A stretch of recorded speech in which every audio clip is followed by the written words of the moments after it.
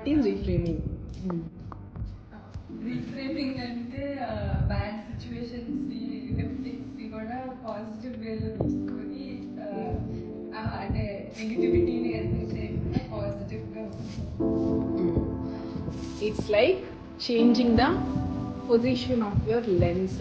మనం ఫోటో తీసుకుంటున్నాం అనుకుంటాం, సెల్ఫీనే తీసుకుంటున్నాం. మీ అందరూ సెల్ఫీ జనరేషన్ కదా. సెల్ఫీ తీసుకుంటున్నప్పుడు మీకు ఒక యాంగిల్లో బాగా రావట్లేదు. సో యాంగిల్ ఎలా మార్చుకుంటారు? ఇన్ ద సేమ్ వే మన కాంటెక్స్ట్ రీఫ్రేమింగ్ కానీ కంటెంట్ రీఫ్రేమింగ్ కానీ 2 types ఉంటాయి. So according to the context you can reframe in ఒక వేలో, and according to the content also you can reframe in another way. So ఏ విషయాన్నైనా సరే reframe చేసుకున్నప్పుడు it will give you better solution అనమాట.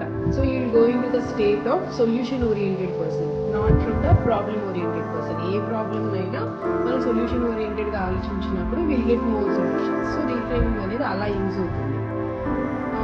Example అదే మొన్న చెప్పాను కదా, మీరు టైమింగ్ అది మార్చినప్పుడు నేనేమంటున్నాను, ఓకే ఇప్పుడు నేను వచ్చేసి మీ క్లాస్ చెప్పేసి వెళ్ళాను అంటే ఆ రోజు కదా కాదు బ్రంచ్ ఉంది కదా. సో అప్పుడు పీస్ఫుల్గా లంచ్ చేయొచ్చు.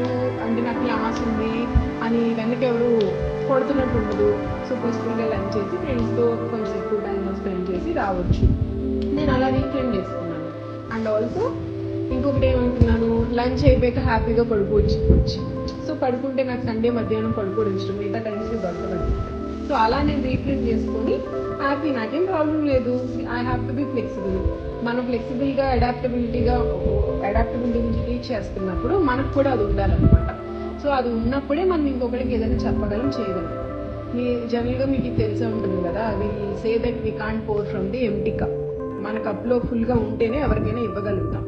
So in the same way reframing గురించి నేను చెప్పేటప్పుడు ఆ రీఫ్రేమింగ్ చేసుకోవడం నాకు కూడా వచ్చి ఉండాలి అని నేను అలా నా లైఫ్లో అప్లై చేస్తాను. సో మీరు కూడా ఏ విషయంలోనైనా దేని గురించి చెప్తున్నా సో ఏ విషయంలోనైనా సరే మీరు అప్లై చేసుకోండి ఇక్కడ నేర్చుకున్నాను. ఓకే.